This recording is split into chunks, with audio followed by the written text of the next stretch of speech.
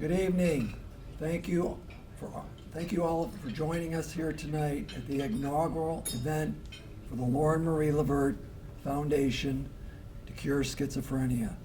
We are honored to have you here with us. As many of you may know, my daughter Lauren passed away in 2010. She'd been battling schizophrenia for approximately 8 years. Lauren was in college when this illness snuck up on us. She was in the midst of living out her dreams and goals.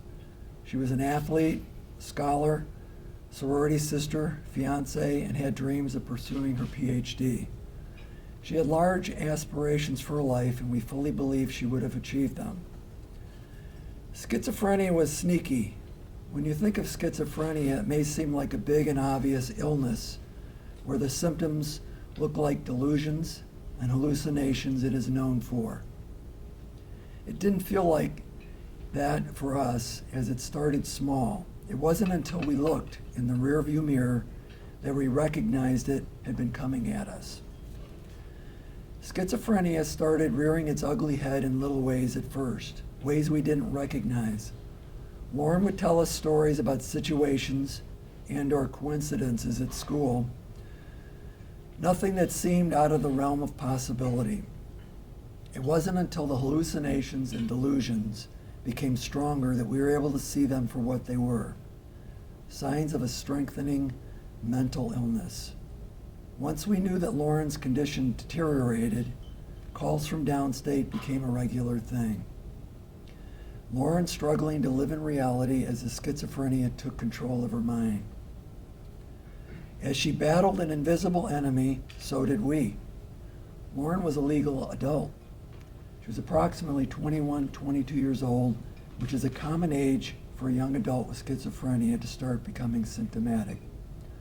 Lauren's symptoms of psychosis were so real to her that we couldn't convince her that she was ill and to seek help.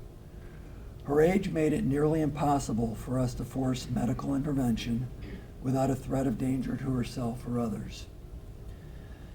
It felt like a danger regardless. We stood by, hearts breaking, when she screamed in terror back at the voices that taunted her with hateful words. We could only listen as she regaled us with stories that we knew weren't real. We didn't stand idly by, though. We did research, looked into medical facilities, tried to find doctors who could help. We tried to make sure Lauren knew that she was loved, no matter what her head told her.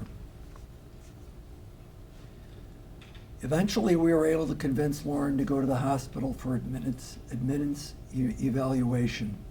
She agreed to allow her sister Kathy to take her, and together they headed to Rush Medical.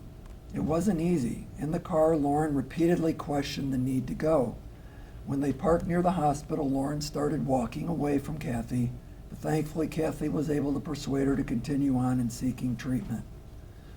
The hospital, though, was a second challenge.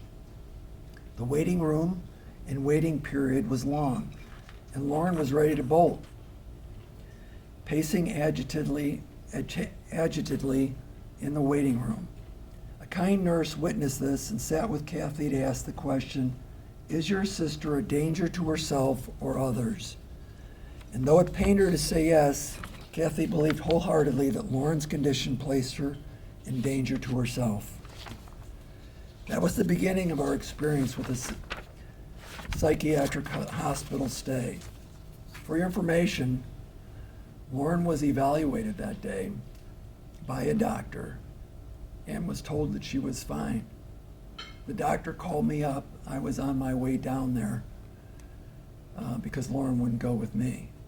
And I told the doctor that she needed to ask her different questions and seek different answers, and she would see that Lauren had been able to bluff her and that she was actually very ill.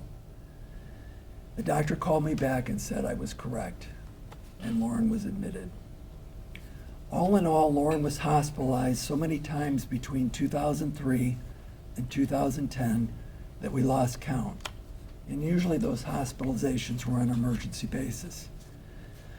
Sometimes due to not being on medication, sometimes due to adverse reactions to correctly prescribed medications, and sometimes due to incorrectly prescribed dosages and or wrong types of medications. She had hospitalizations, medications, different tests. Some were extremely painful to her.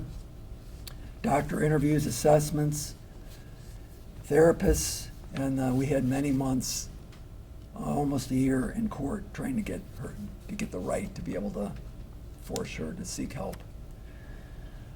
We had many good experiences with the hospitals and doctors.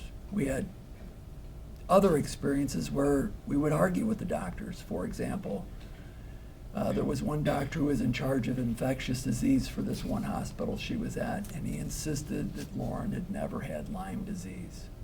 We were thinking that Lyme disease was causing her problem. Now, we knew that wasn't true, so I'm arguing with the doctor about the fact that she had been hospitalized in another state, and we had all the proof for that, but he didn't believe us. So, constant battles. One of the symptoms of schizophrenia is loss of affect. One of the most difficult things to do in this world is to keep smiling, keep talking, have an outward, hopeful appearance as the child you love sits emotionless and unreachable.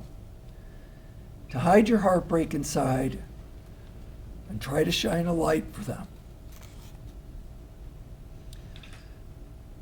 Medications managed some of Lauren's symptoms, but never gave her back all of herself. As a former elite athlete, she struggled hard with lethargy and weight gain, side effects of medications designed to control the psychosis. As an academic with a passion for learning and a dreams of a PhD, the brain fog was also a side effect that was very hard for her to accept. Lauren went off her medications several times, either due to her struggles with side effects, such as lactation, increased suicidal thoughts, never feeling right, etc., or a belief that feeling right meant she was right. Despite all of this, Lauren seemed to forge ahead with rebuilding. She worked, she made herself new friends, and she lived on her own. We supported her in many ways and feel blessed that we had the ability to do so. We had the financial ability to provide her when she was unable to provide for herself. We had the ability to find and create time to help her without worry or fear of losing our jobs or health insurance. We also had the ability to hire a lawyer and push for legal ability to help her when she needed it most. This is a huge hurdle for most families. Their hands are largely tied in being able to effectively help the adult patient. We know many families can't afford to help their loved ones as we were able to. This means that schizophrenics face homelessness, imprisonment, or confinement in state facilities because of these missing resources. These are reasons to cure schizophrenia. A diagnosis of schizophrenia shortens a patient's life expectancy by an average of 20 years. Tragically, in 2010, my daughter Lauren lost her battle with schizophrenia, becoming one of the 10% of schizophrenics who lose their lives to suicide. In the 10 years following her passing, I continue to read and research schizophrenia, its suspected causes, links, and studies. I realize that there's a vast amount of information in existence today on this debilitating illness. I also realize that if we could find a way to effectively organize and analyze what information already exists, we would be one step closer to a cure. I did more research. I started to notice how automated intelligence and artificial intelligence was being used in healthcare settings and in commercial and government sphere. I knew I had found a way to meet some of the challenges that exist in medical research today, and I knew the time was right to embark on a mission that would both honor Lauren and change the world. We've been working hard this past year to get started with the foundation, and we've made promising connections. We invited you here today to learn more about schizophrenia, artificial intelligence, and why finding a cure for the third most debilitating, disabling condition is so personally vital to us. Thank you.